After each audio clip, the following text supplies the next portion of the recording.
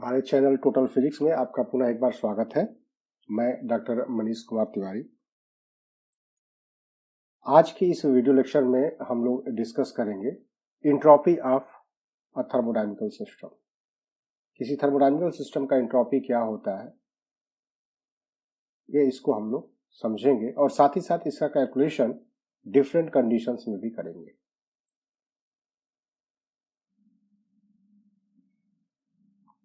तो सबसे पहले कि ये एंट्रोपी होता क्या है और इस एंट्रोपी की जरूरत क्यों पड़ी।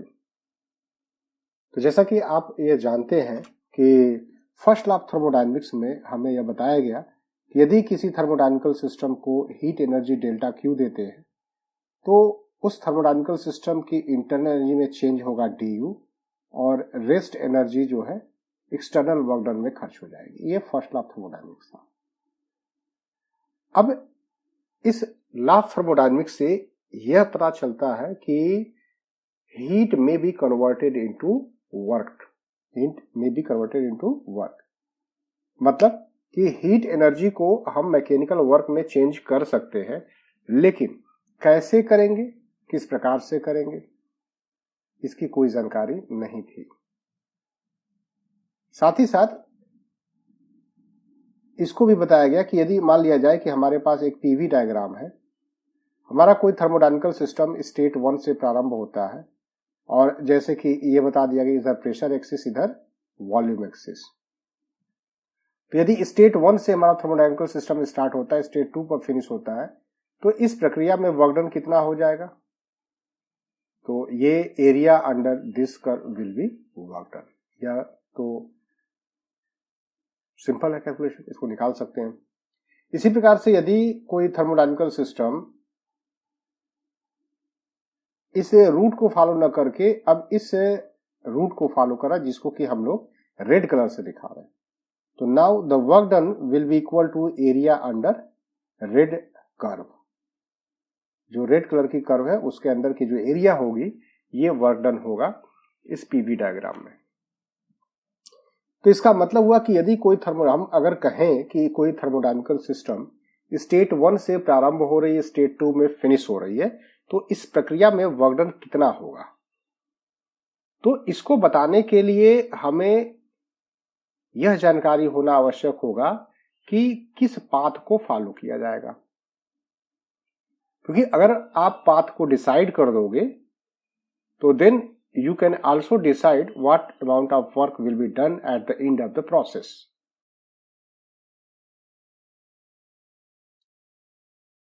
तब क्लासियस ने यह फील किया कि हमारे पास जो अभी तक उपलब्ध क्वांटिटीज है, जैसे प्रेशर है, टेम्परेचर है, वॉल्यूम है, एंट्रोपी है, इन सभी को हम अगर एनालिसिस करें तो इसके बेसिस पर यह नहीं बता सकते कि किस पाथ को फॉलो किया जा रहा है या किस पाथ को फॉलो किया जाएगा किसी प्रोसेस के दौरान।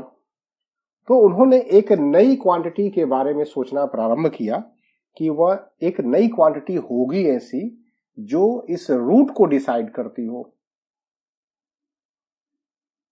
और यदि हम लोग रूट को डिसाइड कर दें, once we decide which path will be followed by thermodynamical system, then we can sure what amount of work will be done at the end of the process. तो इसका मतलब यह हुआ कि जो क्वांटिटी इस रूट को बताने जा रही है वह क्वांटिटी काफी महत्वपूर्ण है वर्क डन के लिए। तो क्लासियस ने इसका नाम दिया कि वह क्वांटिटी है entropy, entropy of the system. अब सवाल यह हुआ कि क्या एंट्रोपी को हम उस प्रकार से फील कर सकते हैं जैसे प्रेशर, टेम्परेचर, वॉल्यूम इत्यादि को। मतलब कि हम किसी थर्मोडायनेमिकल सिस्टम में कितना प्रेशर है उसको फिजिकली मेजर कर सकते हैं किसी इंस्ट्रूमेंट के माध्यम से, टेम्परेचर को फील कर सकते हैं, वॉल्यूम को समझ सकते हैं, लेकिन एंट्रोपी एक ऐसी फिजिकल पैरामीटर है, क्वांटिटी है, जिसको हम डायरेक्टली तो ऑब्जर्व नहीं कर पाएंगे, लेकिन उसको कैलकुलेट जरूर कर सकते हैं, उसको कैलकुलेट जरूर कर सकते हैं। तो इस तरह से एंट्रोपी एक बहुत ही महत्वपूर्ण क्वांटिटी हो जाती है, जिसके लिए मतलब ऐसा नहीं कि हम थर्मामीटर लगाएंगे एंट्रोपी हमें पता चल जाएगा। बैरोमीटर लगाएंगे प्रेशर पता चल जाएगा, ऐसा कुछ नहीं हो सकता है। तो इंट्रोपी महत्वपूर्ण है रूट को डिसाइड करने के लिए, और साथ ही साथ ये डायरेक्ट मेजरेबल भी नहीं है, तो इस तरह से ये काफी एक इंटरेस्टिंग पैरामीटर हो। तो अभी तक के हमारे बातों से समझ में आ गया होगा कि एंट्रोपी को हम लोग क्यों पढ़ना चाहते हैं, क्योंकि इसके आगे हम लोग सेकेंड लॉ ऑफ थर्मोडायनेमिक्स को स्टडी करेंगे, और सेकेंड लॉ ऑफ थर्मोडायनेमिक्स को स्टडी करने से पहले हमें रूट को डिसाइड करना पड़ेगा, तभी तो वर्क डन डिसाइड होगा। वर्क डन डिसाइड होगा तभी तो हम लोग हीट इंजन की बात करेंगे, रिजर्वायर की बात करेंगे, इफिशियंसी की बात करेंगे, है कि नहीं। तो अब हम लोग एंट्रोपी को समझना प्रारंभ करेंगे कि एक्चुअल एंट्रोपी को हम लोग कैसे डिफाइन करें। तो इसके लिए लोगों ने कई तरह की बातों को बताया एंट्रोपी के टर्म में, तो हम लोग सबसे सिंपल वन बाय वन हम लोग अब देखते हुए आगे बढ़ेंगे। तो सबसे पहले क्या है कि it is entropy of the system that decides which path would be followed by thermodynamical system during any thermodynamical process। यह बात तो वही है जो मैं अभी डिस्कस किया था। तो इसका मतलब कि एक ऐसे थर्मोडायनामिकल पैरामीटर जो कि यह डिसाइड कर दे कि किसी प्रक्रिया के दौरान कौन सा पाथ फॉलो किया जाएगा, वह पैरामीटर एंट्रोपी कहलाएगा। क्लियर? एक तो डिफिनीशन यह है। सबसे सिंपलेस्ट डेफिनेशन जो हम कभी गूगल वगैरह पर सर्च करते हैं, तो जो सबसे सिंपलेस्ट डेफिनेशन आता है वह है entropy is defined as measurement of randomness of the system. मतलब कि यदि कोई थर्मोडायनामिकल सिस्टम जितना ज्यादा रैंडम होगा, मतलब सिस्टम में पार्टिकल का डिस्ट्रीब्यूशन, पार्टिकल का मोशन, मूवमेंट, प्रेजेंस जितना रैंडम होगा उसकी एंट्रोपी उतनी ही ज्यादा हो। तो means how much particles are in random motion, in random defines entropy of that system। ये सबसे सिंपल डेफिनेशन है, गूगल करिए आप इसको पाओगे कि entropy is the measurement of randomness of the system. अब इसी को अनदर टर्म में भी डिस्कस किया जाता है कि एंट्रोपी एक ऐसी पैरामीटर होती है जो कि एडियाबेटिक प्रोसेस के दौरान कांस्टेंट होती है, means there is no change in entropy during adiabatic process. तो यह तो हम प्रोसेस की प्रॉपर्टी के टर्म में भी इसको हम बता सकते हैं, जिसको कि आगे हम अभी डिस्कस करेंगे। अब ये तो डेफिनेशन चल रहा था, अभी हम लोग जरा इसकी प्रॉपर्टी के बारे में भी सोचे। तो एंट्रोपी एक ऐसा थर्मोडायनामिकल वेरिएबल है जो कि स्टेट वेरिएबल होता है, मतलब कि थर्मोडायनामिकल सिस्टम किस स्टेट में है उस बात पर डिपेंड करता है एंट्रोपी ऑफ द सिस्टम। साथ ही साथ यह एक्सटेंसिव वेरिएबल है क्योंकि यह सिस्टम की मास एंड साइज पर डिपेंड करता है। अब नेक्स्ट है कि इसको रिप्रेजेंट कैसे करेंगे। तो एंट्रोपी को रिप्रेजेंट करने के लिए हम लोग कैपिटल एस का इस्तेमाल करते हैं। इसका यूनिट जूल पर केल्विन अथवा कैलोरी पर केल्विन अथवा किलो कैलोरी पर केल्विन इसका यूनिट होगा। ये तो बहुत ही सिंपल सा ब्रीफ डिस्कशन है एंट्रोपी के बारे में। अभी हम लोग इसमें बहुत से कैलकुलेशन करेंगे जो कि हमारे इस लेक्चर के आगे डिस्कस होगा। तो अब हम लोग एंट्रोपी को कैसे लिखेंगे हम लोग इसको देखेंगे। तो मैथमेटिकल एक्सप्रेशन क्या होगा एंट्रोपी का, जरा हम इसको देखें। तो मान लिया जाए कि हमारा कोई थर्मोडायनामिकल सिस्टम है और यह थर्मोडायनामिकल सिस्टम स्टेट 1 से प्रारंभ हो रहा है, स्टेट 2 में फिनिश हो रहा है, ठीक है ना। स्टेट 1 से प्रारंभ हुआ, स्टेट 2 में फिनिश होता है।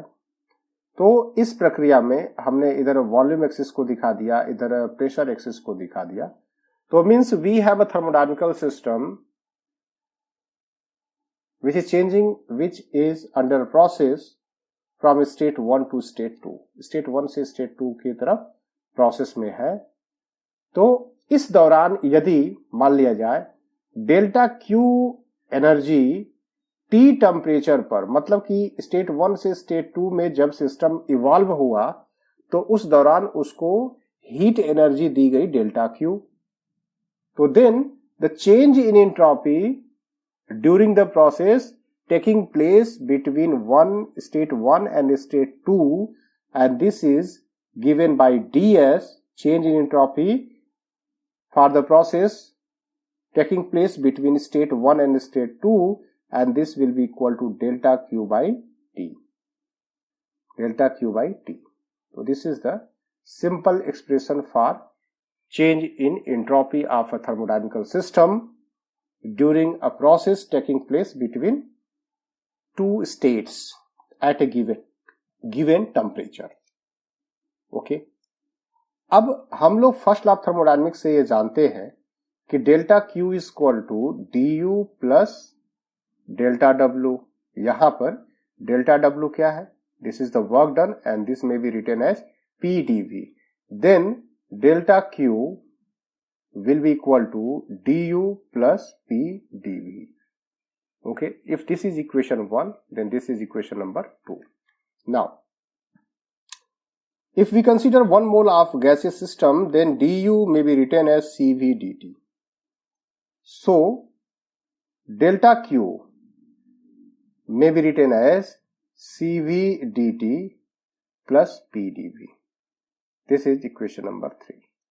So from equation 1 and 3, we will have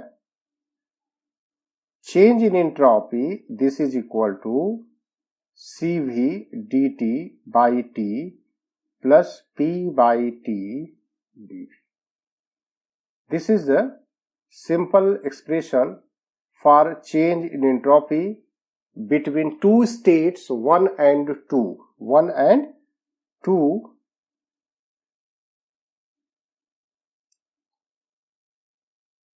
तो अब हम लोग इसके आगे क्या करेंगे? हमारे पास बहुत से थर्मोडायनेमिकल प्रोसेसेस होंगी.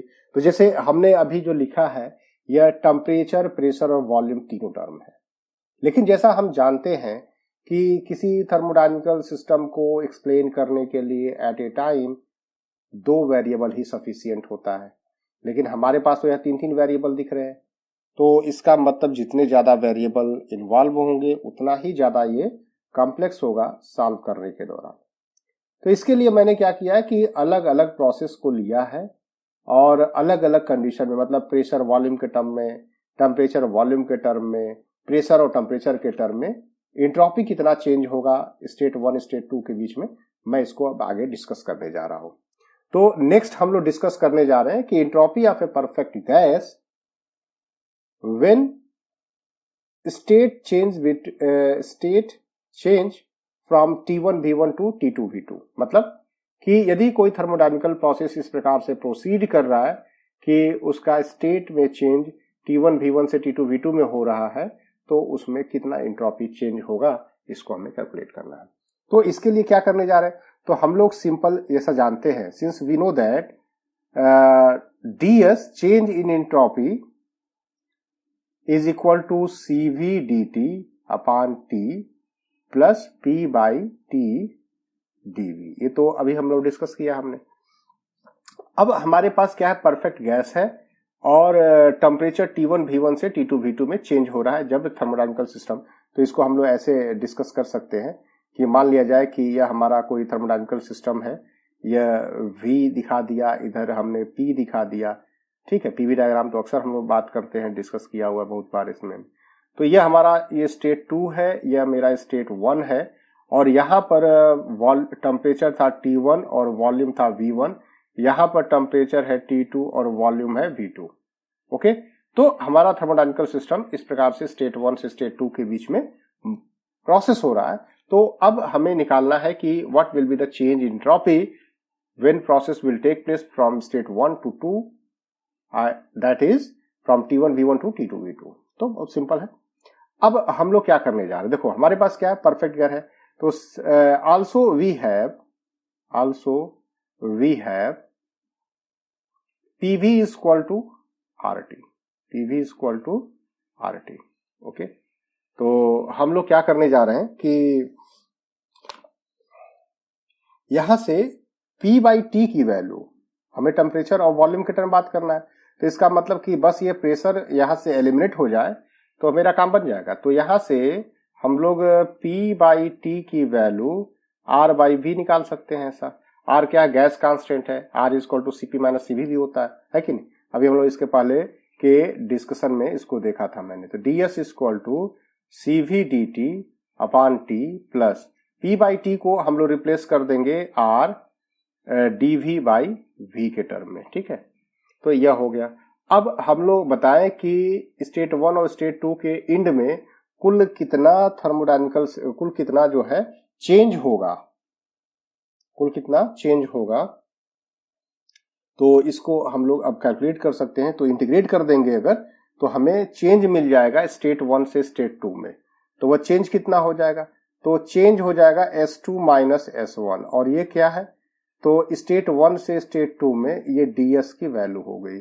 और इसको अगर लिखोगे तो यहां पर CV dt बाई टी, और टेम्परेचर क्या था पहले, इनिशियल T1 था, चेंज कहा हुआ T2 में, प्लस R, वॉल्यूम कहा था V1 और फाइनल वॉल्यूम क्या हो गया V2 और dV बाई V। अब इसको सिंपली इंटीग्रेट कर दिया जाए, तो इंटीग्रेट कर देंगे तो हमारे पास क्या हो जाएगा, S2 minus S1 this is equal to CV log base E T2 by T1 plus R log base E V2 by V1। इसको मैं डायरेक्टली सॉल्व कर दिया, log लेने के बाद आप इसको ऐसे लिख सकते हो, ठीक है। तो हमने इसको फाइंड आउट कर लिया, ठीक।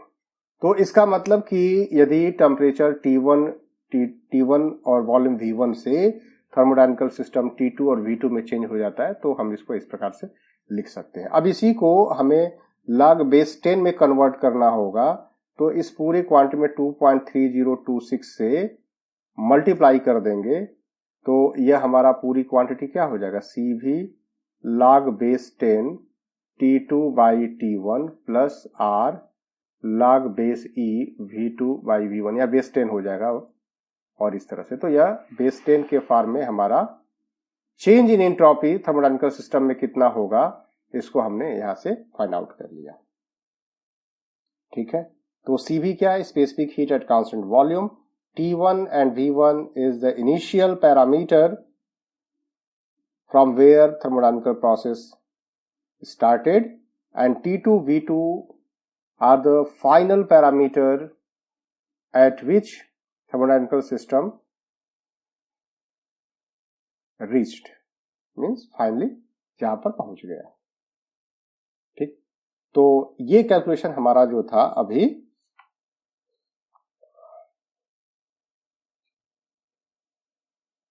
नाउ, अब हमें क्या करना है कि नेक्स्ट हमें फाइंड आउट करना है, जैसे अब आगे की तरफ हम लोग बढ़ते हैं। तो अभी तक तो हम लोग क्या T1 V1 से बात कर रहे थे, T2 V2 की तरह। अब हम लोग क्या करने जा रहे हैं कि T1 P1 से T2 P2, मतलब कि जब हमारे पास कोई प्रोसेस हो रहा था तो उसके लिए हमें जानकारी क्या दिया गया कि मान लो इधर वॉल्यूम एक्सिस है, इधर प्रेशर। तो हालांकि ग्राफ में तो मैं ऐसे बना दिया तो आप आसानी से समझ जाओगे, भाई सिंपल लाइन ड्रा कर दीजिए, V1 मिल जाएगा, V2 मिल जाएगा। लेकिन ऐसा नहीं है, यहाँ पर स्टेट 1 है, ये स्टेट 2 है, यहाँ पर टेम्परेचर T1 और प्रेशर P1 है, और यहाँ पर टेम्परेचर T2 और प्रेशर P2 है। तो अभी क्या करना है कि टेम्परेचर और प्रेशर के टर्म में आपको बताना है कि एंट्रोपी में चेंज कितना होगा, है ना। तो अब क्या करना पड़ेगा, तो हमारे पास जो सिंपल इक्वेशन था, हमारे पास जो सिंपल इक्वेशन है उसके लिए हम लोग बात करेंगे अब। तो change in entropy when process take place between state 1 and state 2 and this is equal to ds, और इसको हमने लिखा था CV dt by t plus p by t dv। इसको हम लोग स्टार्टिंग में ही डिस्कस किए थे, है ना। यही इक्वेशन हमारे पास था, ठीक है। तो अब देखो क्या करना है, हमारे पास परफेक्ट गैस इक्वेशन है PV equal to RT, PV equal to RT। तो इसको एक बार डिफ्रेंशिएट कर दें तो लिख सकते हैं PdV plus VdP, this is RdT, ऐसा लिख सकते हैं हम लोग। तो अब इसको हम लोग लिख सकते हैं P D V this is equal to R D T minus V D P. ये इक्वेशन नंबर इसको 2 मान लेते हैं, इक्वेशन इसको 1 मान लेते हैं। अब देखो ऐसा चेंज क्यों करना चाहते हैं, क्योंकि हमें फाइनल जो आंसर चाहिए वो टेम्परेचर और प्रेशर के टर्म में चाहिए। यहां पर ये वॉल्यूम दिख रहा है, तो इस वॉल्यूम को हटा दें अगर टेम्परेचर प्रेशर के टर्म में, तो मेरा काम बन जाएगा और कुछ ज्यादा नहीं करना है। तो मैं यहां से पीडीवी की वैल्यू इक्वेशन 2 से इक्वेशन 1 में सब्स्टिट्यूट कर देता हूं। तो यहां से क्या हो जाएगा DS, and DS is what CV D T by T plus R D T minus V D P upon T, यही ना। तो इसको आप लिख सकते हो CV D T by T plus R D T by T minus V by T D P. देखो फिर से यहां वी आ गया, फिर से वी आ गया यहां पर। तो वी को क्या करेंगे, वी को रिप्लेस कर देंगे आर टी बाई पी से, है ना। और आर को, तो आर इज इक्वल टू क्या हो जाएगा CP minus CV, and V by T को रिप्लेस कर सकते हैं इस इक्वेशन से। वी बाई टी को क्या हो जाएगा, ये this will be equal to R by P, ठीक है। और देखो इसको ऐसा क्यों किया, क्योंकि डी टी बाई टी यहां भी है, डी टी बाई टी यहां पर है, तो हम लोग इस सीपी माइनस सीबी कर लेते हैं तो कुछ चेंजेस हो सकते हैं। तो देन अब आगे बढ़ते हैं इसमें। तो ds is what, ds is equal to cv dt by T plus cp dt by T minus cv dt by T plus r by p dp। ये हो गया हमारा। तो ये कहां से आ गया, तो इसके पहले अभी मैंने बताया यहां पर कि हमने v बाई टी को रिप्लेस किया r बाई पी से, और इस r को रिप्लेस किया cp माइनस cv से, है ना। और dt बाई टी तो यहां पर है ही, तो आप देख सकते हो dt बाई टी यहां भी, dt बाई टी यहां। अब देखो यहां से यह कैंसिल आउट, तो ds की वैल्यू कितना आ गया, ds is equal to cp dt by T और प्लस देखो यहां पर साइन गड़बड़ कर रहे थे हम भी, माइनस साइन है ना यहाँ पर। तो यहां पर देखो ये कैंसिल थी, माइनस साइन है, ये प्लस नहीं है, माइनस साइन है। तो इसको हम लोग थोड़ा सा सही कर लेते हैं। तो minus R D P by P. तो अब जैसा हमें बताया गया कि हमारा थर्मोडायनामिकल सिस्टम स्टेट 1 से 2 में जाता है ये, ठीक है ना। तो ds तो कुल कितना नेट चेंज हुआ, तो इसको तो हम लोग इसे इंटीग्रेट करके निकाल सकते हैं। तो इसको s2 माइनस s1 लिख लिया मैंने, s2 माइनस s1 इसको लिख लिया।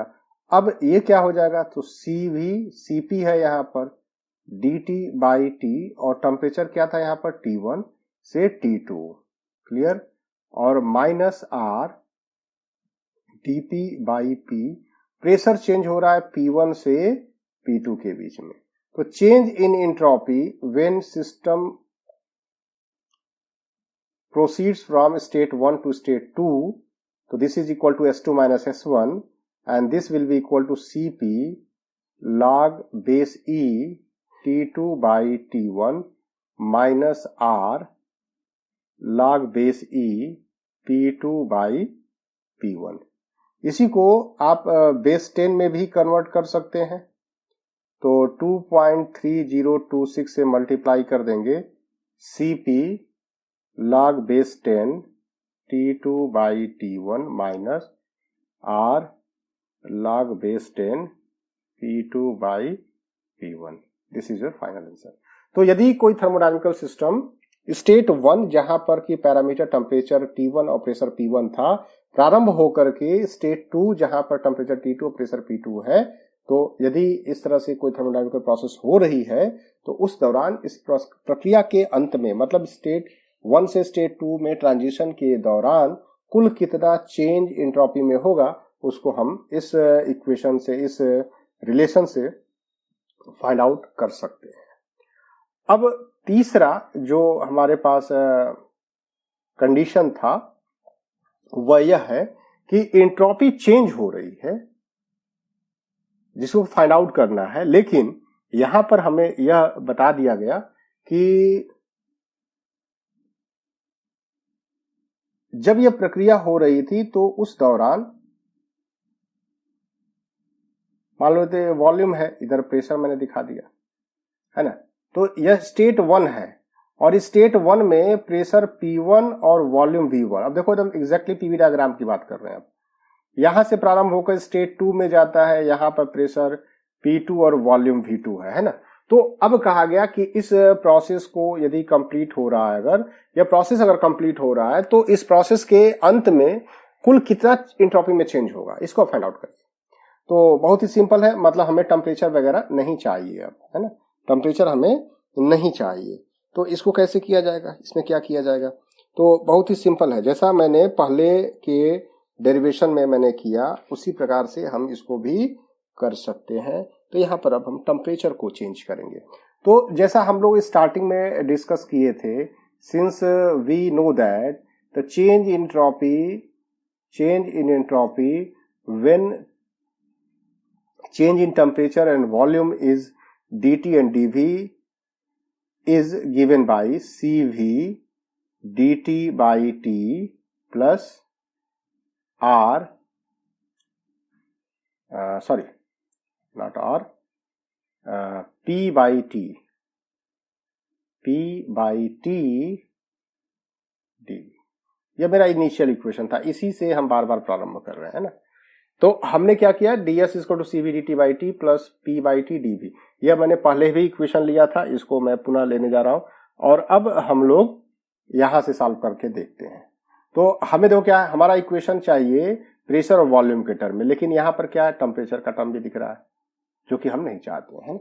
तो इसके लिए क्या करेंगे, आइडियल गैस इक्वेशन, क्योंकि अभी तो आपको यह भी बताना ना कि ये तो आपका रिलेशन था, बट किसके लिए, किस प्रकार की गैस सिस्टम के लिए? तो हमने कहा परफेक्ट गैस है मेरे पास, ठीक है। तो परफेक्ट गैस में पीवी इक्वल टू क्या होता है, पीवी इक्वल टू होता है आरटी के बराबर, है कि नहीं। तो यहां से टेम्परेचर की वैल्यू को हम लोग निकाल सकते हैं, क्योंकि टेम्परेचर को ही एलिमिनेट करना है PV by R. Okay, now इसको और क्या हम लोग कर सकते हैं चेंज। तो अगर हम लोग इसको निकालें, अगर फाइंड आउट करें, तो dt की value and dt this is equal to p dv plus v dp upon r, ठीक है ना। तो इसको हमने चेंज कर दिया इस तरह से। तो अब ds की वैल्यू कितना हो जाएगा, तो this imply that change in entropy is equal to cv dt मतलब p dv plus v dp upon r into t हो जाएगा ये, और plus p by t dv। तो p dv हो, कोई दिक्कत नहीं है यहां पर, ठीक है ना। तो अब हम लोग क्या करने जा रहे हैं कि t की वैल्यू जो है हम लोग इसमें RT की वैल्यू कितना हो जाएगा, PV हो जाएगा। RT की वैल्यू कितना हो जाएगा, PV हो जाएगा, RT की वैल्यू PV हो जाएगा, ठीक। तो हम लोग इसको रिप्लेस कर देते हैं, CV PdV plus VdP upon PV RT equal to PV plus PdV, और टेम्परेचर की वैल्यू कितना हो जाएगा, PV अपॉन R, यह भी हो गया।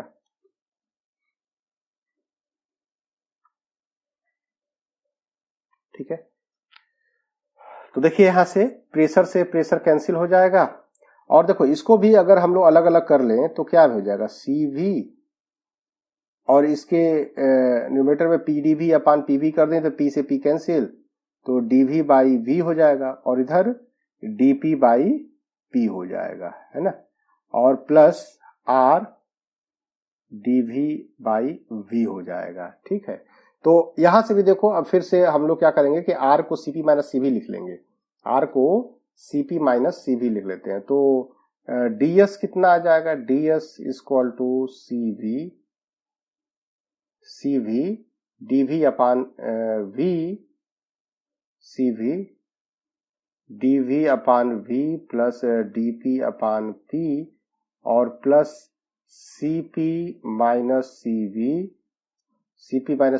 और dv बाई v।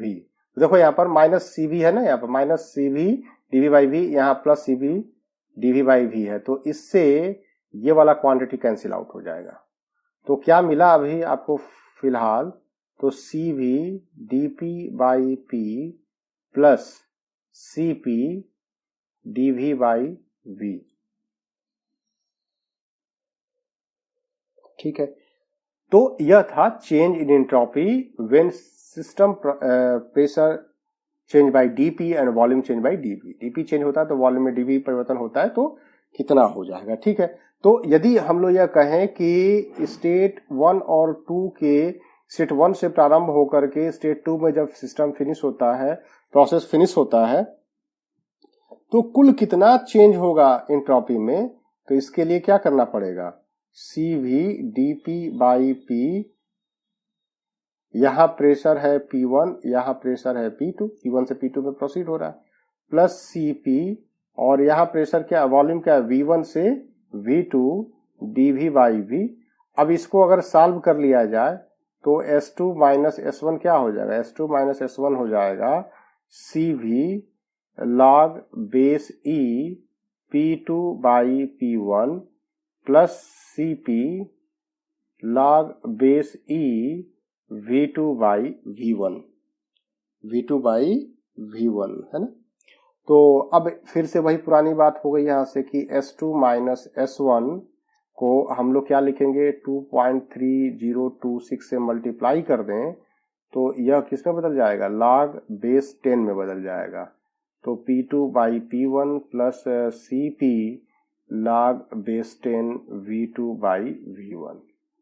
तो इस वीडियो लेक्चर में हम लोगों ने जो डिस्कस किया वह क्या था, तो एंट्रोपी क्या होता है, एंट्रोपी को कैसे कैलकुलेट करेंगे कुछ कंडीशंस में, जिसमें कि थर्मोडायनामिकल सिस्टम स्टेट 1 से स्टेट 2 में चेंज हो रहा है, तो वह उस चेंज के दौरान जो पैरामीटर थे, इनिशियल पैरामीटर थे, स्टेट पैरामीटर्स थे, वह क्या थे, तो कभी टेम्परेचर T1 और प्रेशर P1 से T2 P2 में, कभी टेम्परेचर T1 वॉल्यूम V1 से T2 V2 में, कभी प्रेशर P1 V1 से प्रेशर स्टेट 2 P2 V2 में चेंज हो रहा है, तो एंट्रोपी को कैसे कैलकुलेट करेंगे। ठीक है, अब इसके बाद कुछ और भी कैलकुलेशंस हैं जिसको कि हम लोग इसके बाद के नेक्स्ट वीडियो लेक्चर में हम लोग डिस्कस करेंगे। तो आज के इस वीडियो लेक्चर में बस इतना ही।